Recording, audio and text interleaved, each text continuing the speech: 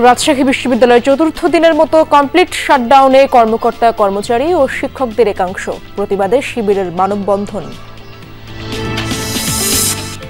টঙ্গীর কেমিক্যাল গোডাউনে অগ্নিকাণ্ডে নিহত ফায়ার সার্ভিস কর্মী শামীমকে নেত্রকোনায় দাফন, এলাকায় শোকের ছায়া। এই পরিবারের পাশে রাষ্ট্র দাঁড়াবে, এই সমাজকে দাঁড়াতে হবে, এই দাবি করি। উপদেষ্টা মহোদয় উনি ঘোষণা করেছেন শামীমের পরিবারের দায়িত্ব রাষ্ট্র নিয়েছে।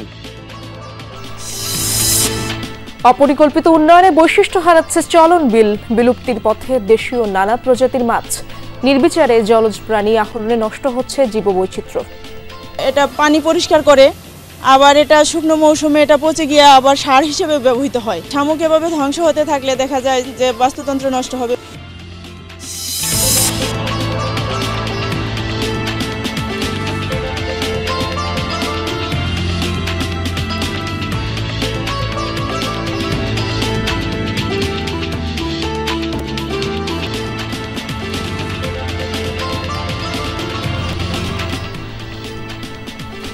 আমন্ত্রণ সংবাদ সারা দেশে, আপনাদের সঙ্গে আছি আমি ইশরাত জাহান।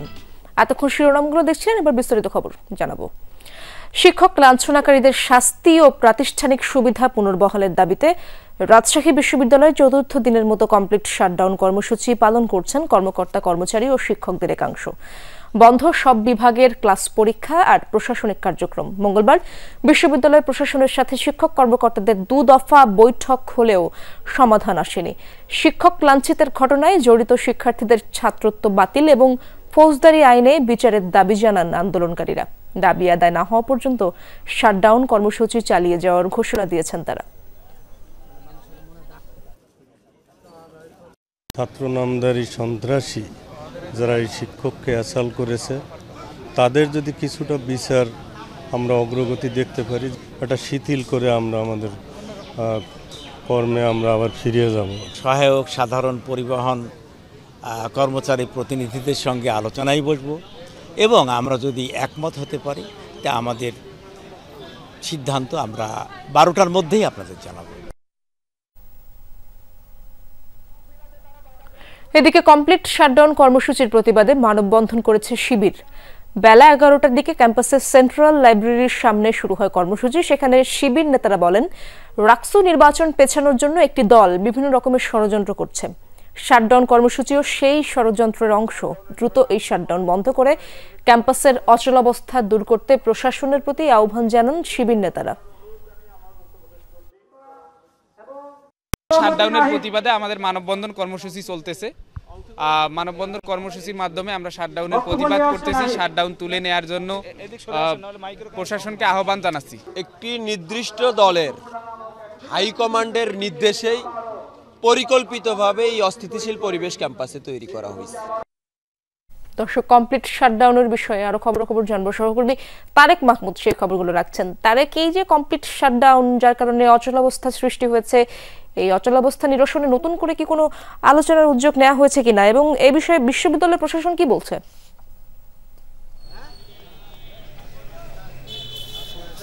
ইশরাত, এখন পর্যন্ত আলোচনার বিষয়টি আসলে একটু আগে আমি দেখেছি রাজশাহী বিশ্ববিদ্যালয়ের উপাচার্য সহ বিশ্ববিদ্যালয় প্রশাসনের যারা দায়িত্বরত রয়েছে তারা এ বিষয় নিয়ে আসলে কথা বলছেন, সার্বিক বিষয় নিয়ে বিশ্ববিদ্যালয়ের। এবং এখন পর্যন্ত সকাল 9টা থেকে এই কমপ্লিট শাটডাউন চলছে। রাজশাহী বিশ্ববিদ্যালয়ের যে বুদ্ধিজীবী চত্বর রয়েছে সেখানে, এবং শিক্ষককে লাঞ্ছিত করা এবং পোষ্যকোঠা পুনর্বহালের সিদ্ধান্তে কিন্তু স্থগিতের প্রতিবাদে চতুর্থ দিনের মতো যে কমপ্লিট শাটডাউন সেটি চলছে। এবং এখন পর্যন্ত আমি যতটুকু দেখতে পাচ্ছি যে এই কমপ্লিট শাটডাউনে শুধু জরুরি সেবা বাদে ক্লাস পরীক্ষা সব কিছুই কিন্তু বন্ধ রয়েছে। বলা যায় যে বিশ্ববিদ্যালয় একদম স্থবির অবস্থায় রয়েছে। এবং এই একটু আগে আমি যেমনটি দেখেছি যে রাজশাহী বিশ্ববিদ্যালয়ে কমপ্লিট শাটডাউনের প্রতিবাদে ইসলামী ছাত্র শিবির তারা এই প্রতিবাদ মানববন্ধন করেছে কিন্তু, এবং তারা বলেছে দ্রুত যেন ক্যাম্পাসের যে স্বাভাবিক পরিবেশ সেটি ফিরিয়ে আনা যায় এবং রাকসু যেন সঠিক সময়ে হয় সেই দাবিটি কিন্তু তারা করেছিল। এবং 3.5 ঘন্টা থেকে এই রাজশাহী বিশ্ববিদ্যালয়ের যে বুদ্ধিজীবী চত্বরটি রয়েছে লিচুতলা বলে, এখানে ঠিক এখানে কিন্তু 3.5 ঘন্টা থেকে কর্মকর্তা কর্মচারী এবং শিক্ষকরাও এই কমপ্লিট শাটডাউনে যুক্ত হয়েছে। তবে এই কমপ্লিট শাটডাউনের বিষয়ে প্রশাসনের সাথে যারা কর্মকর্তা কর্মচারীদের পক্ষ থেকে এবং শিক্ষকদের পক্ষ থেকে কিন্তু আলোচনা করা হবে এবং ক্লাস পরীক্ষা এবং বিশ্ববিদ্যালয়ে সচল করার ক্ষেত্রে যে সার্বিক কার্যক্রম সে বিষয়টি কিন্তু হাতে নেওয়ার যে বিষয়টি সেটি কিন্তু হতে পারে। ইশরাত, ধন্যবাদ আপনাকে তারেক। সময়সীমা বাড়ানোর পর চট্টগ্রাম বিশ্ববিদ্যালয় কেন্দ্রীয় ছাত্র সংসদ চাকসু নির্বাচনে মনোনয়নপত্র প্রত্যাহারের শেষ দিন আজ। বিকেল 3টা পর্যন্ত মনোনয়নপত্র প্রত্যাহারের সুযোগ পাবেন প্রার্থীরা। এরপর আগামীকাল চূড়ান্ত প্রার্থী তালিকা প্রকাশ করবে কমিশন। এর আগে গতকাল কেন্দ্র ও হল সংসদ নির্বাচনে ব্যক্তিগত কারণ দেখিয়ে 14 প্রার্থী মনোনয়নপত্র প্রত্যাহার করেন। তো তফসিল অনুযায়ী আগামী 12ই অক্টোবর চাকসু নির্বাচন অনুষ্ঠিত হওয়ার কথা থাকলেও তা পিছিয়ে 15ই অক্টোবর করা হয়েছে। নির্বাচন কমিশনের দাবি, প্রার্থীদের অনুরোধে এই সিদ্ধান্ত। এমন সিদ্ধান্তকে ছাত্রদল সহ বেশ কয়েকটি সংগঠন ও কিছু স্বতন্ত্র প্রার্থী স্বাগত জানালেও এটিকে ষড়যন্ত্রের অংশ হিসেবে দাবি করছে শিবির। এর আগে কেন্দ্র ও হল সংসদে নির্বাচনের জন্য 931 জন প্রার্থী মনোনয়নপত্র সংগ্রহ করেন। দর্শক, চাকসু নির্বাচনের আরো খবর জানবো সহকর্মী শহীদুল সুমনের কাছ থেকে। সুমন, এখন পর্যন্ত কতজন মনোনয়নপত্র প্রত্যাহার করেছেন, কোনো খবর পেয়েছেন কিনা? নির্বাচন পেছানো শিক্ষার্থীদের প্রতিক্রিয়া জানতে পারলেন কিনা, কি বলছে তারা?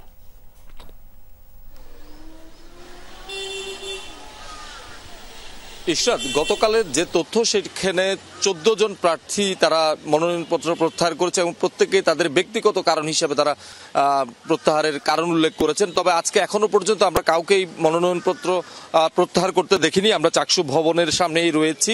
এখানে নির্বাচন কমিশনের যে কার্যালয় রয়েছে 2য় তলায়, সেখানেই মূলত প্রার্থীরা একটি বক্স রয়েছে, সেখানে তাদের মনোনয়নপত্র প্রত্যাহারের আবেদন জানিয়ে সেখানে তারা আবেদনপত্রটি একটা বক্সে ফেলবেন। পরবর্তী সেটি কমিশন যাচাই বাছাই করে আসলে তারা সিদ্ধান্ত নেবেন। তবে কমিশন যেটি বলছেন যে তারা আজকে 3টার পর তারা তাদের যে সময় রয়েছে বেঁধে দেওয়া সময়, এর পরে আসলে তারা একটি চূড়ান্ত প্রার্থী তালিকা তৈরি করবেন এবং সেটি তাদের ওয়েবসাইটে প্রকাশের পর আগামীকাল থেকে যারা প্রার্থীরা রয়েছেন তারা প্রচারণা শুরু করতে পারেন। তবে যারা বড় সংগঠন বা বড় প্যানেলে যারা নির্বাচন করছেন তারা ইতিমধ্যে কিন্তু তারা নিজেদের মতো করে প্রচারণা শুরু করেছেন, যদিও তারা এখনো পর্যন্ত তাদের যে প্যানেল নাম্বার সেটি তারা ব্যালট নাম্বার সেটি তারা পাননি।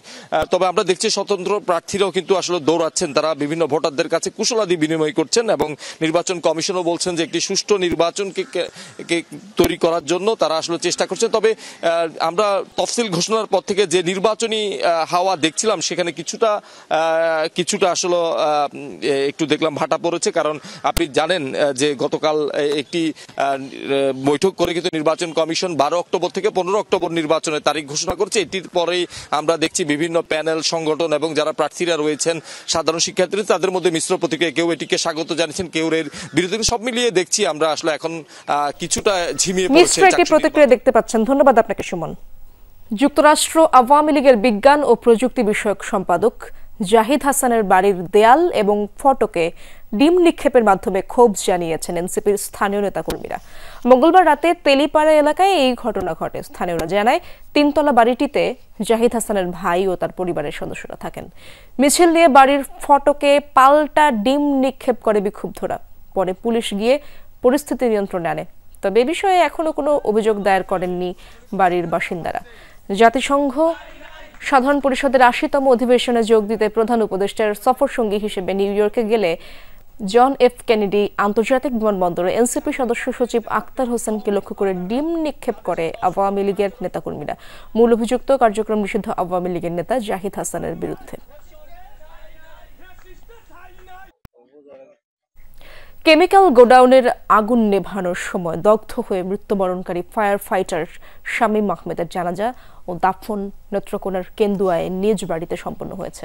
সকাল 11:15টায় উপজেলার বিজাহাটি এলাকায় সরকারি প্রাথমিক বিদ্যালয় মাঠে জানাজা হয়। অংশ নেন ফায়ার সার্ভিসের কর্মকর্তা সহ স্থানীয়রা। পরে পারিবারিক কবরস্থানে তার দাফন সম্পন্ন হয়। এর আগে রাত 1:45টার দিকে গ্রামের বাড়িতে পৌঁছায় মরদেহ। শামীমের বাড়িতে চলছে শোকের মাতম। ছেলের অসময়ে চলে যাওয়া মানতে পারছেন না বৃদ্ধ মা। বারবার মূর্ছা যাচ্ছেন তিনি। এলাকায় নেমে এসেছে শোকের ছায়া। সোমবার গাজীপুরের টঙ্গীতে একটি কেমিক্যাল গোডাউনে আগুন নেভাতে গিয়ে দগ্ধ হন ফায়ার ফাইটার শামীম আহমেদ। জাতীয় বার্ন অ্যান্ড প্লাস্টিক সার্জারি ইনস্টিটিউটে নেওয়া হয়। চিকিৎসাধীন অবস্থায় মঙ্গলবার মৃত্যু হয় তার। এখনও চিকিৎসাধীন 4 ফায়ার সার্ভিস কর্মী সহ 5 জন।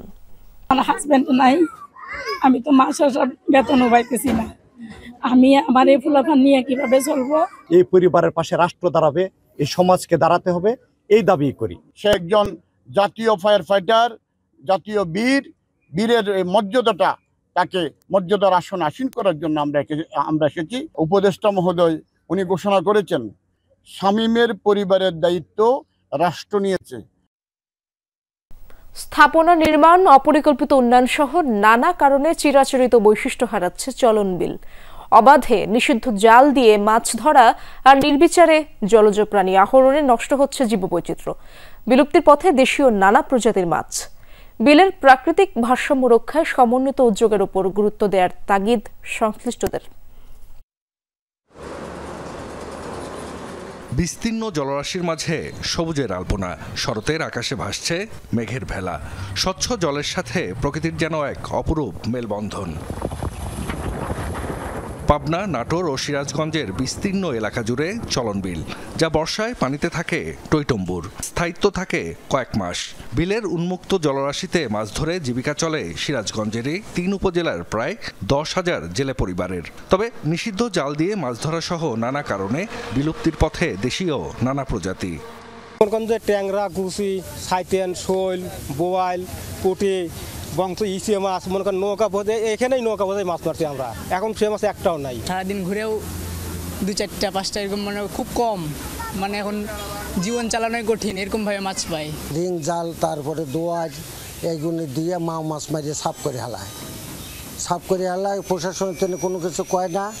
কাঙ্ক্ষিত মাছ না মেলায় পেশা বদলাচ্ছেন জেলেরা। অনেকেই নির্বিচারে শামুক, ঝিনুক, কাঁকড়া ধরে বিক্রি করছেন, যা ব্যবহার হচ্ছে মাছ ও হাঁসের খাবার হিসেবে। প্রতিদিন কয়েক টন শামুক সরবরাহ হচ্ছে বিভিন্ন জেলায়।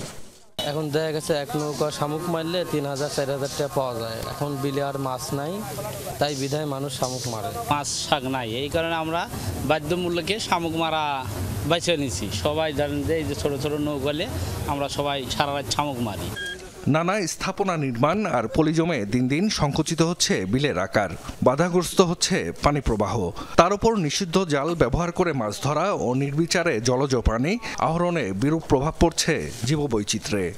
শামুক একদিকে যেমন এটা পানি পরিষ্কার করে, আবার এটা শুকনো মৌসুমে এটা পচে গিয়ে আবার সার হিসেবে ব্যবহৃত হয়, যার ফলে দেখা যায় যে মাটি ভালো থাকে, ফসল ভালো হয়। আর শামুক এভাবে ধ্বংস হতে থাকলে দেখা যায় যে বাস্তুতন্ত্র নষ্ট হবে। চলন বিলে মাছের অভয়াশ্রম গড়ে তোলা ও জীববৈচিত্র্য রক্ষায় সমন্বিত উদ্যোগ নেওয়া প্রয়োজন বলছেন জেলা মৎস্য কর্মকর্তা। বিলের মাঝে যদি আমরা কিছু মৎস্য অভয়াশ্রম কিংবা নো ফিশিং জোন তৈরি করতে পারি, তাহলে সেখানে সারা বছর পানি থাকবে এবং সেখানে মাছ, দেশীয় প্রজাতির মাছ সহ সকল প্রজাতির মাছের একটা অবাধ বিচরণ প্লাস প্রজনন থাকবে। বিলে প্রাকৃতিক ভারসাম্য রক্ষায় কার্যকর পদক্ষেপ নেওয়ার আশ্বাস প্রশাসনের কর্মকর্তাদের। চলন বিলের মাধ্যমে মানুষ বিভিন্নভাবে জীবিকা নির্বাহ করে, তার মধ্যে শামুক ও ঝিনুক আহরণের একটা বিষয়। এটা হচ্ছে যে আমার কাছে এই তথ্যটি সুস্পষ্ট ছিল না, সেক্ষেত্রে যদি এরকম কোনো বিষয় সামনে উঠে আসে সেক্ষেত্রে আমরা ব্যবস্থা নিব। নির্দেশনা প্রদান করেছি এই বিষয়ে অভিযান পরিচালনা করার জন্য। শামুক, ঝিনুক বাণিজ্যিক হারে এইসব এলাকা থেকে উত্তোলন করা হয়, তাহলে আমাদের ইকোসিস্টেমে ব্যাপক পরিবর্তন আসবে। জাহিদ হাসান, যমুনা নিউজ। আশুলিয়ায় নাসা গ্রুপের 16টি কারখানা স্থায়ীভাবে বন্ধ ঘোষণার প্রতিবাদে বিক্ষোভ করেছেন শ্রমিকরা। সকালে নিশ্চিন্তপুর এলাকায় জড়ো হন তারা এবং বন্ধ ঘোষণা করে কারখানা শ্রমিকরা। খবর পেয়ে সেখানে যায় শিল্প পুলিশ ও সেনাবাহিনী। এ সময় পুলিশকে লক্ষ্য করে আন্দোলনরতরা ইট পাটকেল ছুড়লে আহত হয় কয়েকজন পুলিশ সদস্য। পরে টিয়ারশেল ও জলকামান ব্যবহার করে তাদের ছত্রভঙ্গ করে দেয় আইন শৃঙ্খলা বাহিনী। এর আগে বিক্ষোভরত শ্রমিকরা জানান, বিদ্যুৎ, গ্যাস সংকট ও বায়ারের অর্ডার না থাকায় 25 সেপ্টেম্বর থেকে 16টি কারখানা বন্ধের ঘোষণা দেয় কারখানা কর্তৃপক্ষ। এতে বেকার হয়ে পড়বে কয়েক হাজার শ্রমিক। কর্তৃপক্ষের এই সিদ্ধান্তের প্রতিবাদে এবং দ্রুত অগস্ট ও সেপ্টেম্বর মাসের পাওনা পরিশোধের দাবিতে আন্দোলনে নামেন তারা। ফরিদপুরের ভাঙ্গায় সংসদীয় আসনের সীমানা পুনর্বিন্যাসের প্রতিবাদ ও আন্দোলনকারীদের নামে মামলা প্রত্যাহারের দাবিতে মানববন্ধন করেছেন স্থানীয়রা। সকালে ভাঙ্গা সরকারি KM কলেজ মাঠে এই কর্মসূচি পালিত হয়। এ সময় বক্তারা অভিযোগ করেন, আন্দোলনকারীদের বিরুদ্ধে মিথ্যা মামলা দেওয়া হচ্ছে, পুলিশের বিরুদ্ধে হয়রানিরও অভিযোগ করেন তারা। অবিলম্বে 4টি মামলা প্রত্যাহার এবং আলগি ও হামিরদি ইউনিয়নকে ফরিদপুর 4 আসনে অন্তর্ভুক্ত করার দাবি জানানো হয়। মানববন্ধন কর্মসূচি থেকে আলগি ও হামিরদি ইউনিয়নকে ফরিদপুর 2 আসনে অন্তর্ভুক্ত করার প্রতিবাদে বেশ কিছুদিন ধরেই আন্দোলন করে আসছে স্থানীয়রা। আন্দোলন ঘিরে সম্প্রতি সহিংসতা হয়, ভাঙচুর করা হয় থানা, নির্বাচন অফিস সহ বিভিন্ন স্থাপনা।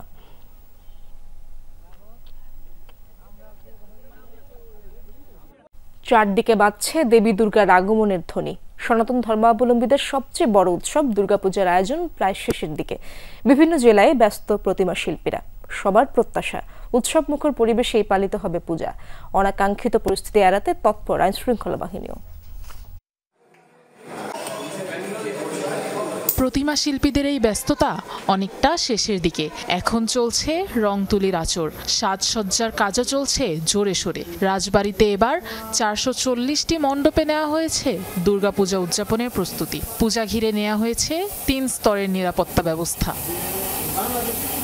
এই পূজাটা আসলে ধর্ম আমাদের থাকলেও এটি একটি উৎসব, সবাই পালন করে এবং সবাই সহযোগিতা করে। সাম্প্রদায়িক সম্প্রীতি অন্যান্য জেলার তুলনায় আমাদের রাজবাড়ি সাম্প্রদায়িক সম্প্রীতি অটুট। বিকেল এবং রাতটাকে কেন্দ্র করে আমাদের ট্রাফিক ডিপ্লয়মেন্ট আমরা বেশি করার জন্য একটি প্ল্যান প্রোগ্রাম করেছি এবং এটা ইতিমধ্যেই কার্যকর হয়ে যাচ্ছে, আর শহরেও আমরা এটা বৃদ্ধি করব।